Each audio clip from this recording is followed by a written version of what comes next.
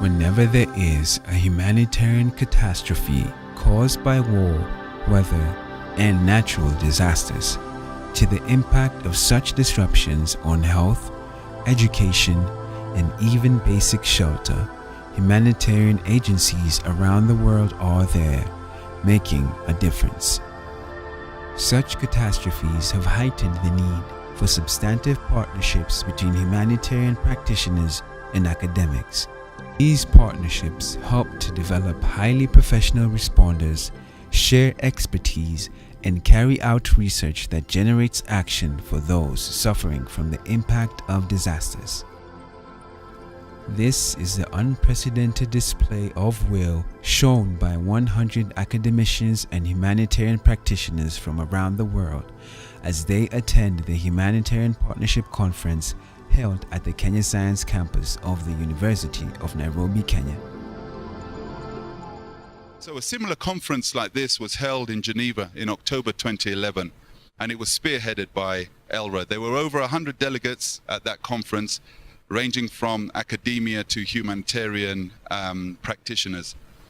The Geneva Conference was organized by Enhancing Learning and Research for Humanitarian Assistance, ELRA, and Geneva Center for Education and Research in Humanitarian Action, CERA, with the support of the Swiss government.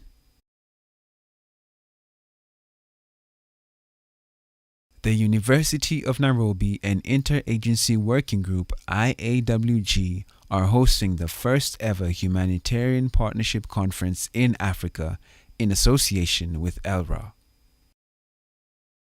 What I noticed is that there was very little representation from the global south, as we call it.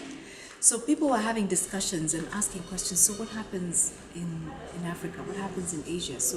And I found that they don't really know what goes on here. There's so many learning institutions that actually do training in humanitarian related aspects. And then NGOs, I mean, this is where all the action is. Actually, the NGOs and academia looked and said, we're doing the same thing. Why don't we be more efficient and effective in doing it? So the NGO do want to capacity build. Of course, they have to continue to improve the way they respond to any humanitarian crisis or emergencies, or even the issue of resilience and development. After that conference, I made a mental decision to ensure we have a conference in this region with local institutions, with local NGOs, and start engaging with each other, because we haven't done that, I don't think, to date, and if we have, it's been to a very small extent. World Vision and International Institute for Rural Reconstruction were key drivers in ensuring the success of the conference. Ladies and gentlemen, it gives me great pleasure to invite you all to the Kenya Science Campus of the University of Nairobi in this, for this important conference on humanitarian partnerships, whose theme is Bridging the Gap between academics and humanitarian practitioners. In his keynote address, Dr. Enzo explored why academics and humanitarian agencies fail to work together and emphasized the need to build partnerships as opposed to consultancies between the academia and humanitarian practitioners. Let's not just talk about partnerships and what we'd like to do. Let's fundamentally start doing some of these things. It takes a lot of time to do research, yet it's the backbone that we need to establish our programs on. We can do faster-paced research projects. We simply have to, so we can employ methods that improve the way those are done. There is space to do research. It's just that the phase that we have for the immediate intervention is short, but we have longer-term engagement. Working with the research that's not been drafted by the students, but it's a research agenda that is created by the NGO. It's created by the practitioners. We've already seen schools give executive MBAs, and for that you do not have to go to the Commission of University Education. So there's no reason why we cannot develop executive masters of sciences in humanitarian work. When I think about collaboration with university and humanitarian organizations, sometimes it feels something like this cart that is being pulled by cattle. We don't know who's more important than the other, who's carrying the load, who's supposed to be where the other is. So it just feels like that's what we are caught up in. The University of Nairobi is one of the premier learning institutions in Kenya, and it has responded to the national, regional, and Africa's high-level training needs through diversified training programs. Save the Children inspires breakthroughs in the way the world treats children and works to achieve immediate lasting change in their lives. We're looking in the future to try and build our research capacity, to set up a fellowship so that practitioners can come right from the university, can come and teach, can come and publish. In the more recent past, another area which is really emerging is facilitating learning within network organizations or partnership consortiums, and we are doing this at global, regional, and local level. When the time for collaborations come about, the resources can actually be put in other areas so that we avoid replication and not expanding the knowledge. I think the essence of partnership is that you go beyond your own experience and you just don't promote what you are doing that is good, but you open up to appreciate what other people are doing that is good and see what you can learn from what they have. I don't know what measures we put in place to ensure that this certification actually does not affect the spirit of voluntarism. IFRC have probably some 8 million volunteers worldwide through their local chapters in every country. And they have said what they would like to do is to be able to recognize their contributions. And so if a volunteer actually wants to be recognized for their contribution, that they should also have access to professional development and to be recognized. There are thousands of volunteers contributing to the humanitarian operations around the world and are qualified in that sense, but lack the right academic accreditation and knowledge of what they have done or where they have worked. Stakeholders have repeatedly highlighted the need for volunteer corps to align the use of volunteers with a trend towards increasing professionalism in the sector. Although there are a number of challenges to improving partnerships, academics and humanitarian practitioners do share a common goal.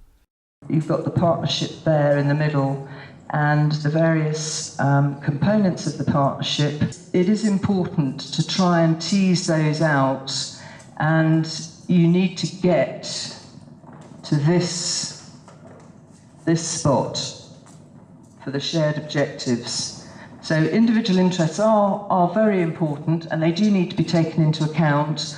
You want to try and avoid going down to the lowest common denominator, but you do need to arrive at mutually agreed shared interests. Our first resolution is that we are making the Humanitarian Partnership Conference an annual event. What are we resolving around resources? How out of this conference, collectively, we can come with a shared taxonomy, a shared classification system. We shall ensure that the space is there for interactions, for disseminating this information, and we will be as open and transparent as possible. We sitting in this room commit to taking an extra step between this year and next year to have a partnership with, if you're a learning institution with an NGO, or the other way around, based on the added value that we've talked about to date. What we haven't really done is talk about the grey areas. We've highlighted a few of the challenges that we think are hampering us doing good partnership programs. So we shall be looking at challenges here, and at the same point, trying to build solutions. In the institution, you find the organization lead and the other end moves on. Then the shared dream dies away and the partnership dies. So if we got a platform for especially the academia and the NGOs so that the information is clearly flowing, we have this program, we want partners, and it is also an Israeli, yes, we can do this, I hope build that and work out. Competition, which we haven't really spoken about, we are competing, even in the NGO world, with one another. We have to be as competitive as possible to ensure when that proposal goes in, it has a high chance of funding? It's happened. It's been a combined effort of very many people, a lot of time. And within the last few months, especially Jerry Minor has really championed looking for people interested to come. It's also a big aspect of finance, and even the partnerships that were crafted at the beginning when Sheila was leading the team were very key. There are also very many challenges. You're looking at completely different cultures. We have research institutions that are both private sector and also institutional. You have the academia that are old institutions that have been there for years, and some that are new, fresh, young and vibrant. Then you have the NGOs that have a completely different culture. To be able to merge that culture and actually get something going on the ground is key. So we will look to having much better representation next time. Secondly, we would want next time to be a build up from this one. So we're not starting from scratch. It's to see from those who attended this one, what partnerships have they formed? Can they showcase them at the next conference? Could we have the same participants come and tell us what they've done differently in their work because of this conference? There's also been suggestion to have an opportunity to set up social media so that we can be talking as a group. So we're going to try and do that, but with an aim towards ensuring that there's actually some result from here. We've planted a seed. We want actually some results.